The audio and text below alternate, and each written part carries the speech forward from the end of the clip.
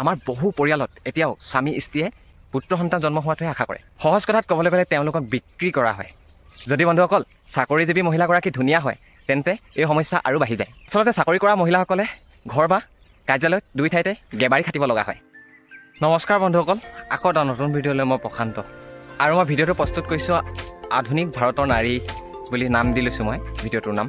চ' ইয়াত মই ভিডিঅ'টোত আমাৰ ভাৰতৰ গাঁও অঞ্চলৰ নাৰীসকলৰ কথা মই ইয়াত উল্লেখ কৰা নাই। মই ইয়াত আধুনিক ভাৰতৰ নগৰ অঞ্চলত থকা নাৰীসকলৰ কিছু কথা, কিছু আভাস দিবলৈ আপোনালোকক চেষ্টা কৰিছোঁ বন্ধুসকল।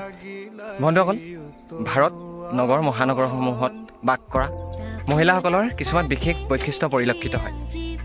ইয়াৰ ভিতৰত আটাইতকৈ উল্লেখযোগ্য বৈশিষ্ট্যটো হ'ল যুগ যুগ ধৰি পৰম্পৰাগতভাৱে চলি অহা ভাৰতীয় নাৰী দৰ্শনৰ আধাৰত গঠিত হোৱা জীৱন পৰিৱৰ্তনেই আধুনিকতাক সাবত। শিশু এটা জন্মৰ পিছৰ পৰাই এই পৰিৱৰ্তনৰ প্ৰক্ৰিয়া আৰম্ভ।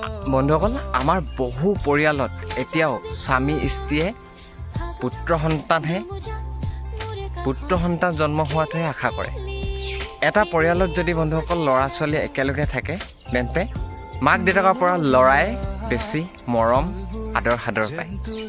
ইয়াৰ বাবে বহুত কন্যা বা শিশু ভয়াতুৰ নাইবা বিদ্ৰোহী হয়। কথাষাৰ অপ্ৰিয় কিন্তু সত্য। তাৰপিছত বন্ধুসকল কলেজ বা বিশ্ববিদ্যালয়লৈ যোৱাৰ পিছত চাল চলন, কথা বতৰা, ভাৱ ভংগীত বহুতো পৰিৱৰ্তন ঘটা দেখা যায়।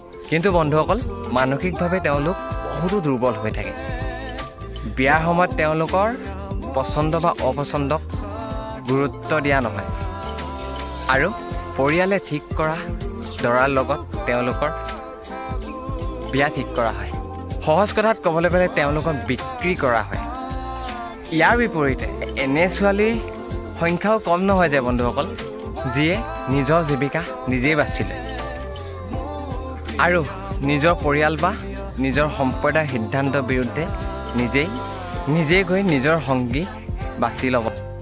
তেওঁলোকৰ ভৱিষ্যত জীৱন নিজৰ ভবাৰ দৰে সুখৰ নহ'লে তেওঁলোকৰ ওচৰত থিয় দিবলৈ নিজৰ পৰিয়ালক বহু সময়ত বহুত দেখা যায়। সামাজিক প্ৰথা বা নীতি নিয়মে বহু ছোৱালী কলেজ বিশ্ববিদ্যালয় সপোন ভাঙি চুৰমাৰ কৰে।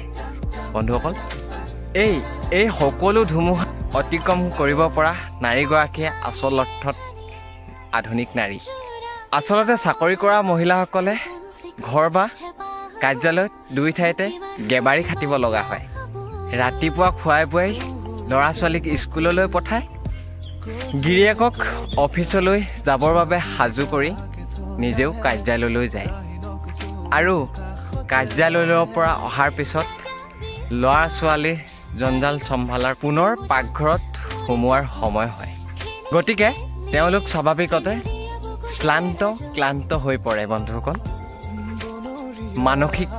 মানসিক উদ্বিগ্নতা তৰপে জমা হ'বলৈ ধৰে। বন্ধুসকল, বহুতো মহিলা কাৰ্যালয়তো বছ বা আন কৰ্মচাৰী কুদৃষ্টি বলি হ'ব লগা হয়। বন্ধুসকল, যদি বন্ধুসকল চাকৰিজীৱী মহিলাগৰাকী ধুনীয়া হয় তেন্তে এই সমস্যা আৰু বাঢ়িব। বহু সময়ত ইয়াৰ বাবে এই পৰিয়ালটোত বহুতো ভুল বুজাবুজিৰ সৃষ্টি হয়। বন্ধুসকল, আজি মই ভিডিঅ'টো প্ৰস্তুত কৰিছোঁ ভাৰতৰ আধুনিক নাৰী, যিটো মই দেখোঁ কিছুমান বস্তু যেতিয়া ক'ৰবালৈ গৈ দেখোঁ সেই বস্তুবোৰ মনত সোমাই কিছুমান হৈ আজি মই ভিডিঅ' আকাৰত সেই কথাবোৰ আপোনালোকক শ্বেয়াৰ কৰিলোঁ। বন্ধুসকল, ভিডিঅ'টোত ভুল হ'ব পাৰে, তাৰ বাবে ক্ষমা। বৰ্তমান সচৰাচৰ কিছুমান ঘটনাৰ কথা ক'বলৈ গ'লোঁ।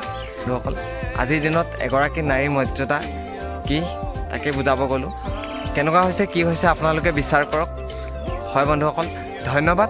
আকৌ এটা নতুন ভিডিঅ'লৈ মই প্ৰশান্তই লগ পাম। ধন্যবাদ বন্ধুসকল। জয় আই অসম।